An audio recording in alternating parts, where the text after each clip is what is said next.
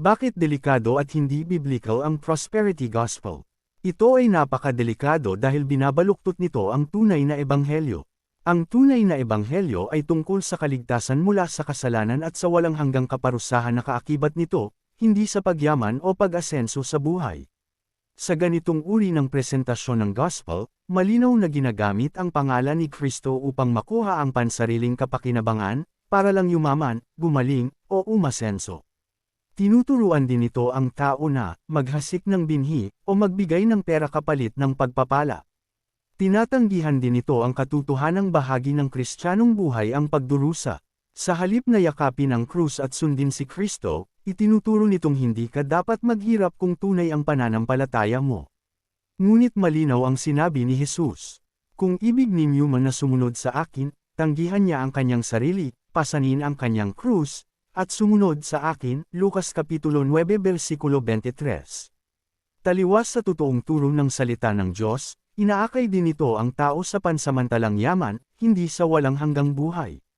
Nakatuon ito sa mga bagay sa lupa, pera, bahay, kotse, at hindi sa pagsisisi, sa langit, kabanalan at sa pagiging kawangis ni Kristo. Subalit, ano nga ba ang masamang epekto ng prosperity gospel? Isa sa epekto nito ay ang katotohanang maaaring madaya ang maraming tao. Akala nila ligtas na sila basta may pananampalataya sa kanilang kayang gawin at ibigay at sumusunod sa preacher, pero wala palang tunay na pagsisisi at pagkilala sa pangangailangan sa tagapagligtas, si Kristo. Ang mga naniniwala dito ay may malaking chance na nagiging makasarili at gaaman. Hindi natututo ang puso na magpakumbaba o magtiwala sa Diyos sa gitna ng kahirapan. Ang goal ay personal na tagumpay, hindi kabanalan. Dahil dito, nanghihina ang pananampalataya.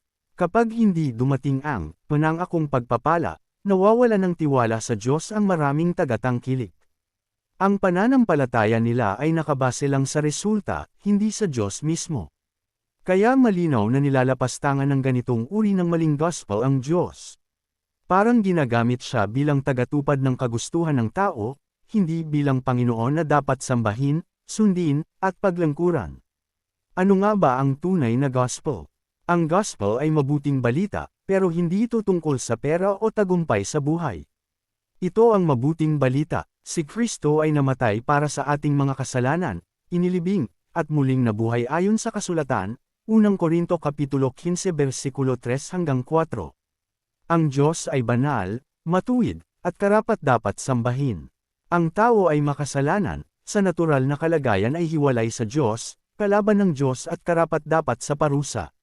Si Kristo ay namatay sa krus bilang kapalit natin, at muling nabuhay upang bigyan tayo ng bagong buhay. Kaligtasan ay sa pamamagitan ng biyaya ng Diyos, sa pamamagitan ng pananampalataya kay Kristo, hindi sa mabubuting gawa o pagbibigay ng pera. Tandaan, ang prosperity gospel ay hindi tunay na ebanghelyo. Isa itong huwad na katuroan na umaakay sa pansamantalang ginhawa ngunit humahantong sa espiritual na pagkabulag at kamatayan. Ang tunay na ebanghelyo ay hindi nagpapayaman ng bulsa, ito'y nagpapayaman ng kaluluwa. Hindi ito nangangako ng marangyang buhay, kundi ng walang hanggang buhay kay Kristo. Sapagkat ang ating kayamanan ay wala dito sa lupa kundi nasa langit, Mateo Kapitulo 6 versikulo 19 hanggang 21.